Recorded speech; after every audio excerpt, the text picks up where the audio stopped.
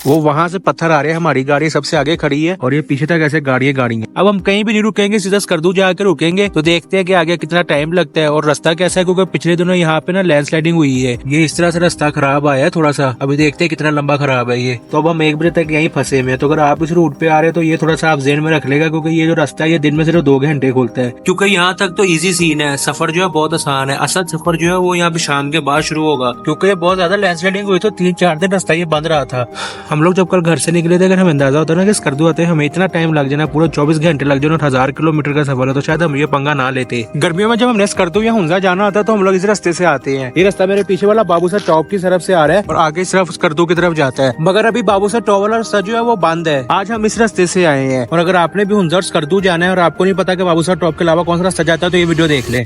फैसलाबाद से हम लोग इस दफा बड़े टाइम से निकल रहे थे और उसका हमें फायदा ये हुआ कि हम लोग मोटरवे पे बड़े टाइम से चढ़े और उस वजह से हम लोग इस्लामाबाद बड़े टाइम से पहुंच गए थे। और इस्लामाबाद पहुंच के हमने अपना रुख किया हजारा एक्सप्रेसवे की तरफ, और हजारा एक्सप्रेसवे पे 2 घंटे सफर करने के बाद जो उसका लास्ट सर्विस एरिया है वहाँ जाके हमने एक ब्रेक लिया, और आप लोगों को भी वहाँ पे एक ब्रेक लेना पड़ेगा, क्योंकि सर्विस एरिया अब तकरीबन 70 किलोमीटर बाद आएगा। पेट्रोल भी जो है वो हमें अभी थाकोट जाके मिलेगा, इसलिए फिर यहाँ से पेट्रोल डलवा लेगा। और सर्विस एरिया के बाद ये आखिरी टोल प्लाजा था। ये आखिरी टोल प्लाजा जैसे ही उतरेंगे आप तो अब यहाँ पे हजारा एक्सप्रेसवे खत्म हो गई है और कराकरम हाईवे जो है वो शुरू हो गई है। क्योंकि जब नारायण आते हैं तो तब यहाँ तक तो आप लोग आते हैं, यहाँ से फिर इस तरफ न्यू बालाकोट चले जाते हैं। अभी हम लोग सीधा ये थाकोट की तरफ जा रहे हैं और यहाँ से आगे आपको 1 घंटा तकरीबन थाकोट का लगेगा और थाकोट से आगे 1 घंटा आपको बिशाम का लगता है। थाकोट तक तो ये एक्सप्रेस वे है तो रोड जो है बड़ा वीआईपी है, मगर थाकोट से और बिशाम तक बीच में आपको कहीं ना कहीं छोटे मोटे पैचेस मिल सकते हैं, मगर इतने मसले वाली बात नहीं है। और आप 2 घंटे में बड़े आराम से मानसरा से बिशाम पहुंच जाते हैं। और अगर आप दिन में सफर करते हो और आपको बिशाम आते आते शाम हो जाती है तो आपके पास यहाँ भी एक ऑप्शन है रुकने का, क्योंकि यहाँ भी काफी सारे होटल्स बने हुए हैं, महंगे वाले भी हैं और बजट फ्रेंडली भी हैं। और हमने भी एक ब्रेक भी शाम में लिया था और हमें नहीं लेना चाहिए था, ये हमारी गलती थी आज की, वो मैं आगे बताऊंगा कैसे।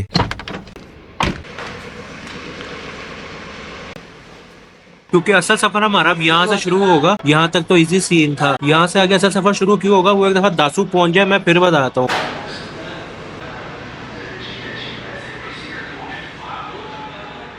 नाश्ता भी आज इसलिए टाइम से कर लिया क्योंकि अभी शाम के बाद आता है दासू, और दासू के पास डैम बन रहा है। डैम के पास ना रास्ता बंद करते हैं, उन्होंने टाइमिंग रखी, वो टाइमिंग मुझे नहीं पता, वो वहाँ पहुँच के पता लगेगी। एक टाइमिंग उसकी पता थी कि वो 10 बजे के बाद ना वहाँ से नहीं जाने देते। तो आज जो रात को टाइम से निकले और पीछे से सफर इतना तेज किया है, जल्दी किया, वो भी इसी वजह से किया है कि 10 बजे से पहले वो दासू डैम के पास से हम गुजर जाए। तो शाम से दासू तक जो रास्ता है अब मैं वो देखते आता हूँ आपको कि वो रोज किस तरह का, क्योंकि इसका अंदाजा नहीं है। पिछली दफा टूटा हुआ था मगर इस दफा कहते हैं कि काफी बन गया है। और फिर देखते हैं कि दासू के बाद आगे क्या सिचुएशन है, क्योंकि असल जो रास्ता खराब शुरू होता है वो दासू के बाद होता है। और बिशाम से दासू का ट्रैवल डिस्टेंस तकरीबन 80 किलोमीटर है और कंप्लीट करने में 2-2.5 घंटे लगते हैं, मगर नाश्ते की वजह से हमें सुस्ती हो गई, उस वजह से हमारी स्पीड जो थी थोड़ी स्लो हो गई, तो हमें 3 घंटे लग गए और इस 3 घंटे ने हमें बहुत तंग किया आगे जाके। बाकी रोड की बात करें तो बिशाम से दासू तक बड़ा वीआईपी रोड है और टाइम आपको इसलिए कम लगता है क्योंकि ये वहाँ तक तो रोड बना हुआ है। थोड़ा यहाँ पे मोड़ ज्यादा है, सिंगल रोड है, तो वो थोड़ी सी आपने एहतियात करनी है, बाकी इतना मसला नहीं है। और इस चेक पोस्ट पे जो CNIC है वो मेरे के भी एंट्री हुई है, पापा के भी एंट्री हुई है, तो अगर आप लोग आ रहे हैं तो रीजनल CNIC अपना लाजमी पास रखेगा। और यहाँ से आगे जो रोड का टॉर्चर है वो शुरू हो जाता है, मगर हम जीप पे थे तो हमने यहाँ से जो टूटा रास्ता था वो बहुत जल्दी कवर अप कर लिया था, क्योंकि एक तो रोड सिंगल है, ऊपर से ट्रक वगैरह बहुत ज्यादा होते हैं तो ओवरटेकिंग में काफी मसला बनता है यहाँ पे। लेकिन हमने जैसे तैसे रश से पहले जो दासू सिटी थी ना वो क्रॉस कर ली कि चलो भाई ये क्रॉस कर ले, उसके बाद हमारा सफर आसान हो जाएगा। और हुआ भी ऐसे ही, हम लोगों ने वो दासू जैसे क्रॉस किया तो उसके बाद हमने स्पीड फिट अपनी थोड़ी सी कम कर ली, थोड़ी सी सुस्त हो गए। उसका हमें आगे जाके पता लगा कि ये नहीं करना चाहिए था। बाकी ये टनल आई है, ये टनल जो है ये भी जब रश पड़ जाता है तो सिंगल्स खोलते हैं, मतलब कि वैसे तो आमने सामने किसी डबल टनल है, मगर जब रश पड़ जाए तो एक दफा में एक साइड की गाड़ियां गुजारते हैं, एक दफा में एक साइड की गाड़ियां गुजारते हैं, तो शायद आपको यहाँ भी थोड़ा सा ना टाइम लग जाए, तो इसका भी आपने थोड़ा सा ज़हन में रखना है। और इस रोड पे मट्टी बहुत है, अगर आप मोटरसाइकिल्स पे आ रहे हैं तो अपने पास फेस मास्क जो है वो लाजमी रख लेगा, क्योंकि यहाँ से आगे रोड ये सारे तकरीबन हमें टूटा मिला है। और क्योंकि यहाँ डैम का काम हो रहा है, बहुत गंदे पैचेस है, वाटर क्रॉसिंग भी 1-2 आती है जो पानी खड़ा हुआ है, वैसे गुजरता पानी नहीं, और वो कच्चा रास्ता था और पानी खड़े हुए थे वहाँ पे। और जैसे डैम कंस्ट्रक्शन वाला एरिया खत्म हुआ उसके बाद रोड जो था वो बहुत ज्यादा बेहतर हो गया और हम काफी खुश हो गए कि लो भाई हम बड़े टाइम से स्कर्दू पहुंच जाएंगे, अब दिन में पहुंच जाएंगे, ये करेंगे वो करेंगे। और जो हमें एक डर था कि हमें कहीं रुकना ना पड़ जाए वो भी निकल गया था। लेकिन इस बात का डर था जी वही हुआ है, ये दासू से तकरीबन 30 किलोमीटर आगे आए हैं तो यहाँ पे इन्होंने रोक दिया। यहाँ पे अपना ब्लास्ट होता है और यहाँ पे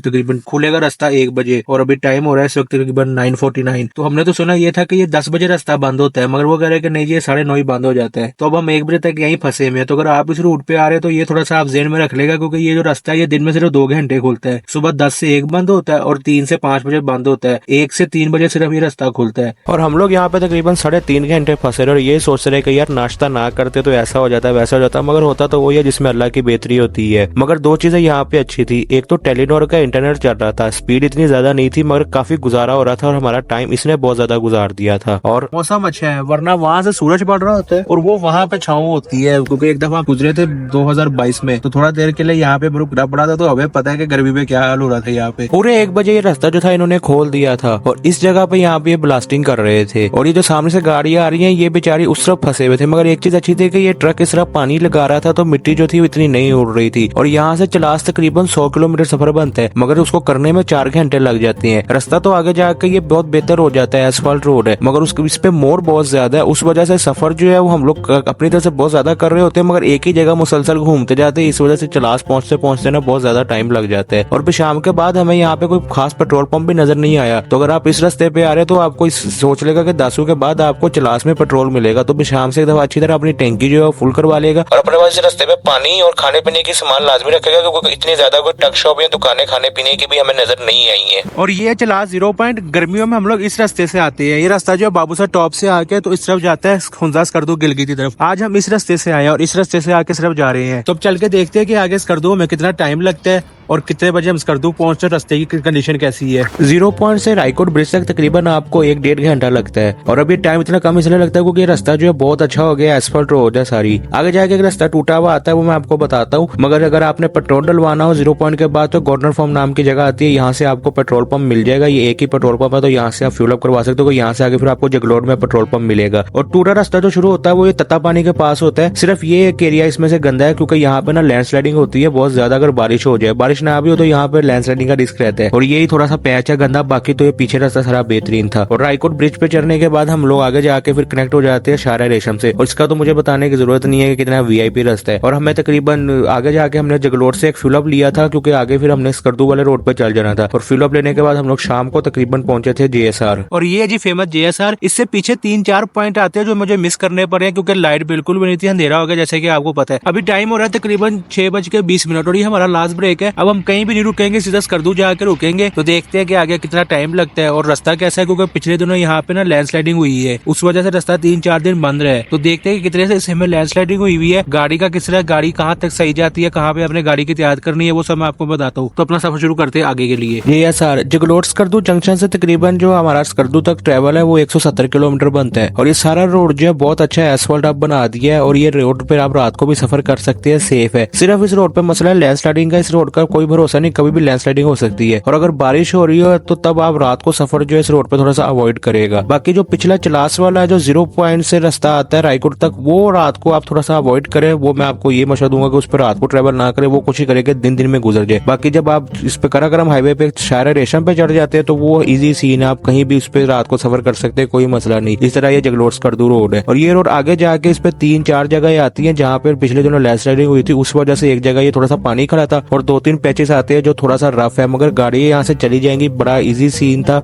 इतना मसला नहीं गाड़ी के लिए। थोड़ी सी स्पीड आपको कम करनी पड़ेगी क्योंकि हमारे साथ साथ एक सिविक भी जा रही थी तो वो इतना मसला नहीं इस रोड पे। बाकी अगर आपने स्कर्दू नहीं जाना तो ये पीछे दम्बूदास नाम की जगह आती है, यहाँ भी आपको होटल मिल जाते हैं। काफी सारे होटल यहाँ पे बने हुए हैं तो आप यहाँ भी स्टे कर सकते हो और फिर सुबह उठ के भी जा सकते हैं आगे स्कर्दू के लिए। बाकी ये रोड जो है सारा तकरीबन 90% जो है ये बड़ा अच्छा एसफाल्ट रोड है। सिर्फ ये 10% इसमें थोड़े से पैचेस आते हैं, वो भी वहाँ पे जहाँ कहीं लैंडस्लाइडिंग होती है। और हमने जैसे 100 किलोमीटर अपना कंप्लीट किया सफर तो हमारा वेलकम कर दिया बारिश ने। यहाँ के हम थोड़ा सा डर गए थे क्योंकि ये रास्ता जो है मशहूर है, इस पे हवा भी चले तो लैंडस्लाइड हो जाते, तो हमने थोड़ी सी स्पीड अपनी बढ़ाई और 20 किलोमीटर पर बारिश जो थी वो रुक गई। अच्छा जी, टाइम होने से तकरीबन 9:06 और तकरीबन 50 किलोमीटर सफर रह गया और अब बाकी में ना बस हो रही है, पर नींद गई, झटके लग रहे हैं और हो रहा है। अब रोड तो बेहतर होगी मगर अब जो थकावट है ना वो तंग करेगी। बाकी कोई नहीं, अल्लाह खैर करे।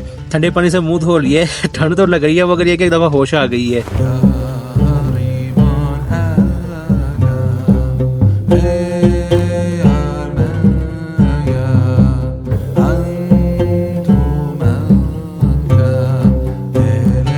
आखिर के 2-4 किलोमीटर तो ऐसे थे जैसे सफर खत्म ही नहीं हो रहा। और ये रूम है आज के लिए, और इसका हमने 5000 पर नाइट जो है वो इनको दिया है। गर्म पानी और हीटर जो है वो यहाँ पे अवेलेबल है। बाकी हमें तकरीबन पूरा 24 घंटे लग गए हैं स्कर्दू पहुंचते हुए। अभी टाइम हो रहा है इस वक्त तकरीबन 10:28, और 1 घंटा ऊपर ही कर ले। वैसे तो हम लोग तो 10 बजे यहाँ पे पहुंच गए थे। बाकी जो टोटल सफर किया है वो हमने ये जो 24 घंटों में किया है वो तकरीबन 998 किलोमीटर। इसमें गाड़ी सारी पापा ने चलाई है, तो पापा से जाके पूछते कि उनका किस तरह था। ये दूसरी दफा किया है तकरीबन 1000 किलोमीटर इस तरह 24 घंटों में। पिछली दफा की निस्बत इस दफा क्या हिसाब किताब फर्क था? यार एक तो नजले की वजह से थोड़ा परेशानी हुई, अच्छा, दूसरा 3.5 घंटे बाहर रुकना पड़ा ना। वो टाइम नहीं पास हो रहा था। वो तो इंटरनेट चल रहा था हल्का फुल्का, तो गुजारा हो गया ना। 3.5 घंटे बहुत मुश्किल गुजारे थे। असल में मौसम अच्छा था इसलिए भी कुछ टाइम गुजर गया, गर्मी भी नहीं लगी। गर्मी नहीं थी। बाकी अच्छा था सफर, जी। शुक्र अल्लाह का। बाकी इस करतू की खास बात यह है कि यहाँ पे अब हम आ गए तो हमारे पास कल के दिन में बहुत सारे ऑप्शन है। तो वो सुबह उठ के देखेंगे हमने किस तरफ निकलना है। काफी सारी जगह ऐसी है जहाँ पे बर्फ भी पड़ चुकी है। बाकी कुछ दिन पहले में हम लोग इसी तरह के एक वीडियो हमने स्वात कलाम के रास्ते की भी बनाई थी कि उसकी रोड कंडीशन कैसी है। तो अगर आपने स्वात कलाम जाना है या आपका इरादा बना है स्वात कलाम रोड कंडीशन की वीडियो देखने के लिए, तो आपको ये वीडियो आ रही होगी, आप ये वीडियो देख ले।